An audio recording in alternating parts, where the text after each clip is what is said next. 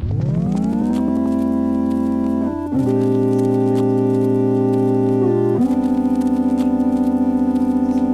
it is now Friday and we're back in Yokohama. We're here on this Japan trip with Ben. Hi Ben. Who's been over to Japan like 6 times now, I think? Yeah. How did you first get involved?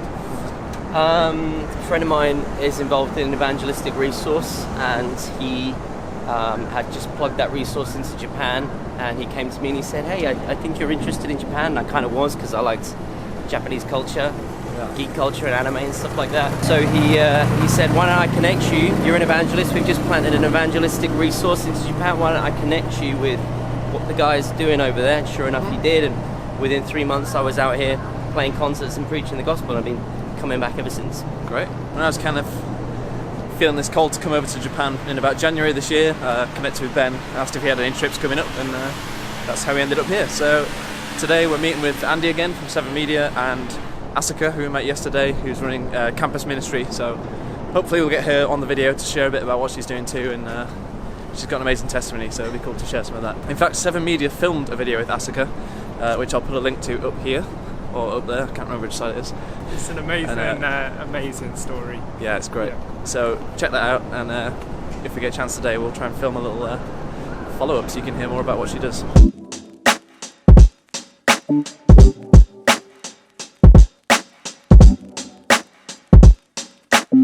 So we just finished our meeting with the guys from 7 Media. Really, really amazing just hearing what they're doing, and actually a very similar vision to what we do at Set Sail. And it's just, these guys are trying to use media to spread the gospel, and they're making videos, they're doing outreach events, and just doing some incredible stuff to reach the people of Japan with the gospel. And I don't know, it's really amazing that I felt God call us to come over here, and not fully knowing what to expect or what was going to happen, but we get to connect with people who literally have the same heart and same vision as what we're doing.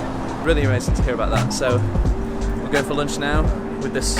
Here's the crew. We're going to go get some food, and then when we come back, we're going to be chatting about some strategies for media and filmmaking and different ways of sharing the gospel through media to the people of Japan.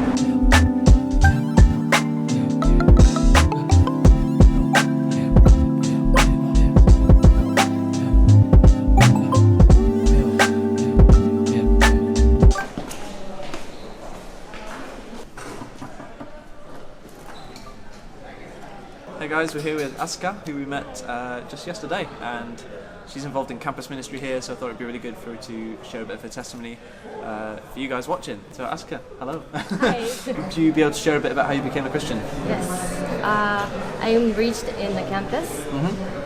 Then I met a girl who was a Christian, and she was teaching Japanese to pastor, and also I wanted to be a Japanese teacher at the time, and that was a great opportunity for me to see the pastor, to see how she teaches Japanese to pastor. And after I met her, I took over her job and I started to teach Japanese to a pastor. I taught him for 6 years. Through him, I met the Hawaii mission team. And through them, I learned Christianity. Even I went to Hawaii by myself, and I went to small group and churches. They invited me anytime because I was a very good target. And then when I went to small group, I got one question: if Jesus will save NEET. NEET stands for no education, no employment, and training. That's one of the biggest issue in Japan right now. Then my friend told me that yes, God will save them if the person decided to follow Jesus. And I felt that that's so unfair. Why God will save them? I'm doing by myself, but I'm doing my best by myself. That's unfair. And then I decided to learn Christianity more. And I started learning Christianity with campus missionary from my church. Then I realized that God's love is not unfair, but unconditional. Then, okay, God is there. God is on my side. I received Jesus in my life. Actually, the pastor who I taught for 6 years, he invited me to the church as a campus missionary. But all doors are closed. Anything didn't work out. I got angry to God. Why God, I thought I follow your calling. Why you did this to me? And then God asked me, oh, what do you want to do? Do you want to work for me, or do you want to go to Hawaii. Oh, I'm sorry, God. Maybe I really wanted to go to Hawaii. Yeah. But God, I think this is also true that I wanted to go to. I really wanted to work for you. It was very perfect timing. We had a pastor who has a gift of prophecy, and he gave me prophecy. Usually, like prophet says, God tells you this, right? Yeah. But at the time, he asked me, "What do you want to do for next year?" I answered, "I want to work for you. I want to work for God. I want to work for God." I said 3 times.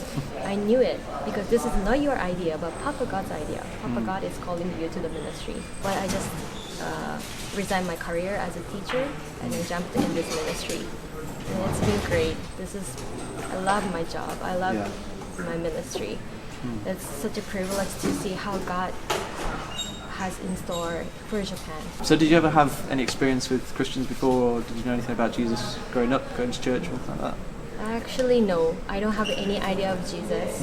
I was typical Japanese. I went to shrine, I went to temple, but I didn't know about Jesus. I knew about Christmas. Actually, my dad was born on Christmas Day. Oh, cool. But I only know that was for my dad. Yeah. I didn't know that for Jesus. Yeah. And I didn't know about the cross or Easter. Yeah. I didn't know at all. On the January 1st, we go to shrine. Japanese people go to shrine to pray for good year. Yeah. I used to do that. Yeah. But I never remember what I prayed because I didn't trust God. I didn't know that God is listening to me. Yeah. So the ministry you're involved in now is with campuses, right? So Yes. we're in KU right now. So is this one of the places that you do ministry in as well? Yeah. Yes. So last year I joined this ministry, and since then, 3 students received Jesus in their lives. God has a plan for each student. They have really different stories. Yeah. If I talk about it, it's gonna be so long. Yeah. Yeah, it's been great. Like some students received Jesus in 6 months. Some of them 1 year. Yeah. But all stories are beautiful. So it's been a process of meeting with people regularly. Especially Japanese, right? Yeah. Japanese has a kind of allergy, allergy to the religion. I used to be like that. Oh, Yeah. religion is for a weak person. But actually we are weak. Yeah. But we need to realize that first. We are sinner, we are weak, we need Yeah. God. Some of them think like they have to do good things to be saved or to go to heaven. Yeah. That's really cultural thing. So we have to break that part first. We believe discipleship is a relationship. Yeah. Even if we cannot share the gospel at the time, but we want to be served Yeah. as students. Yeah. If we can see that their pain, we can share the gospel, which is the only way to solve the problem. Yeah. Awesome. Well, thank you for taking the time to share. Thank you. Hopefully that's encouraging to you guys watching as well. So, thank you. ありがとうございます。ありがとうございます。